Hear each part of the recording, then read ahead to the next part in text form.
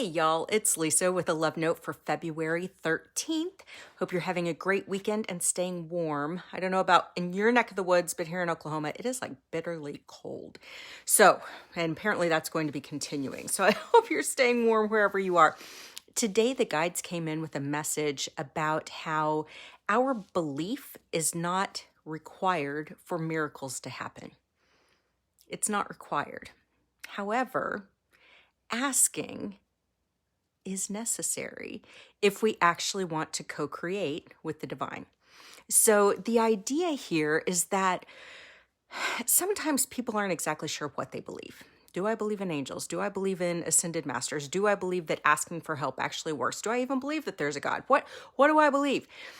And what they said is that as we're figuring that all out, our total belief isn't actually required, but because we live in a free will zone, where we have free will over our lives, what is important is that we actually ask for help, that we actually ask for assistance when we need it from the spiritual realm.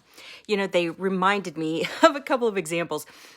When I take road trips, kind of like I did this over the weekend, I will often, especially if I'm making a long road trip, at the beginning, I will often ask, say a little prayer to Archangel Michael, for example, who can help with protection and safety in travel.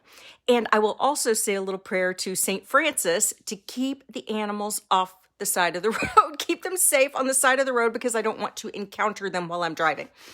And I don't know when I first started doing that if I believed that it actually helped, but it made me feel better. So I just kind of got in the habit. But as I look back, since I started doing that, knock on wood, I haven't had any reasons to be concerned or worried while I was traveling. And I haven't had any road encounters with animals while I've been traveling. And so they gave that as an example of sometimes, regardless of whether or not we believe, when we ask at the beginning, when we start seeing the fruits of that ask, when we start seeing that maybe the ask is actually helping, that it helps our belief start taking root. We've often heard that all it takes is belief the size of a mustard seed, to sprout into incredible faith or miracles or opportunities or whatever. The guides also reminded me of a situation with my dad. The first time I was ever going to try to do energy healing with my dad. He was having a really bad problem with his back, like his sacroiliac joint was out of place. And I said, well, let me take a shot at this. Just before you end up going to the chiropractor or whatever, just give me 10 minutes, to try.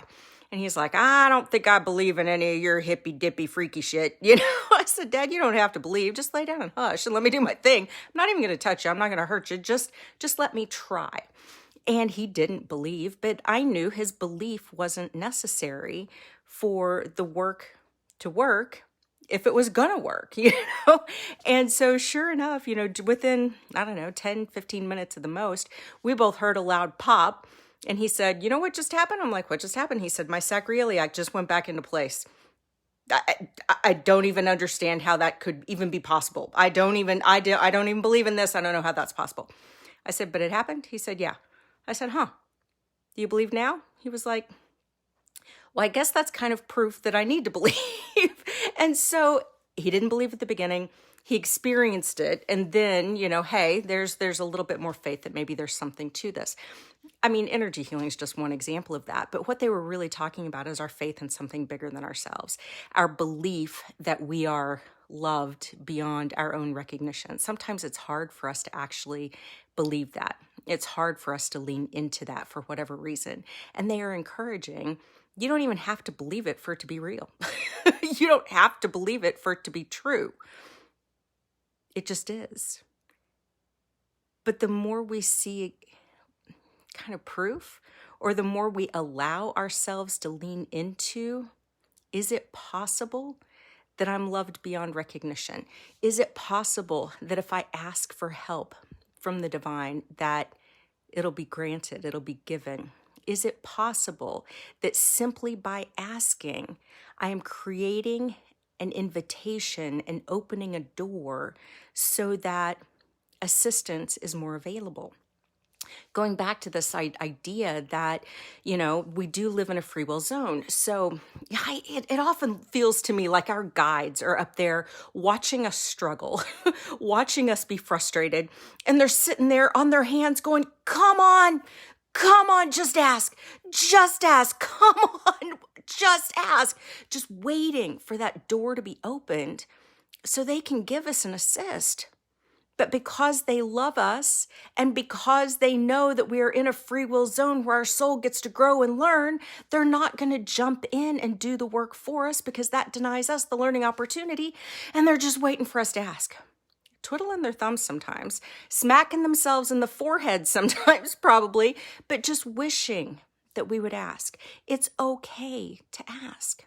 This is one of the reasons that we pray. Right? We pray to give thanks. We pray to develop relationship. And we pray to invite assistance, to ask for the help that we need. Some of us really suck at asking for help, whether from other people, like actually here in 3D, or even from our own spirit guides, from our own soul, from the divine, from God, from whomever you believe in and pray to. It's okay to ask for help. They need us to ask for help. The power of the divine is so enormous and just waiting to be of assistance if we will open the door and ask for it. Intercession without permission is like violating free will. It's kind of like violating, the Prime Directive. If you're a Star Trek fan, the idea of violating the Prime Directive. They're not going to do that. I mean, under extreme circumstances, then sometimes it'll happen. But for the most part, when we are expected to be responsible in our own lives, then that means being responsible for also asking for the help that we need. And when we're clear in our asks, it also helps to signal to guides, angels, the universe, whatever, exactly what we want and what we're looking for and how we could use the help. Now, keep in mind, even with that, sometimes we don't see the whole big picture. So sometimes the things that we ask for or the help that we invite might not come in the same way that we kind of expected, or that we thought it should, because we don't see the whole playing board, the whole field. And they do. And they remember our soul contracts even when we don't. They remember our soul purpose and our soul mission even when we don't.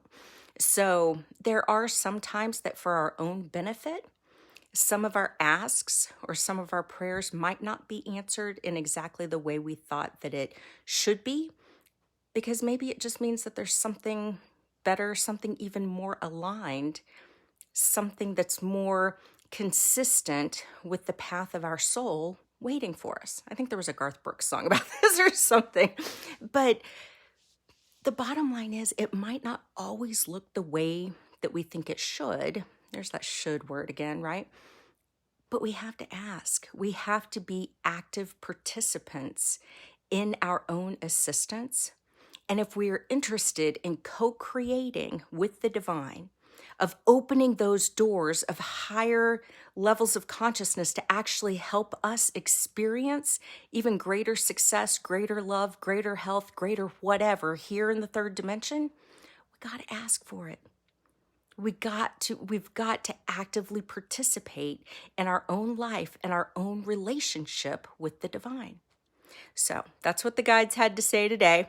Simply the idea that they are just all around us all the time, waiting, hoping, wishing that we would actively invite them in, that we would invite in and ask for their assistance. And that, to some extent, their hands are kind of tied until we do, because we do live in a free will zone. So they are simply reminding your belief is secondary to the ask, really. But once you ask and start seeing the fruits of that, your belief will grow and grow and grow. And once you can both truly believe and trust and ask, then the whole game of co-creation with the divine just like launches to a whole new level. It launches to a whole new level. But sometimes we have to take the baby steps or even crawl before we can get up and run in that way. So start asking. Start asking. Belief isn't absolutely necessary in the beginning. But what they do really want us to remember is even when we don't believe it's true, we are loved all the time. We are loved always and in all ways, even when we forget, even in those moments when we don't believe, we are loved. You are loved. And you are simply invited to pay that love forward. Have a beautiful night, and I'll talk to you tomorrow.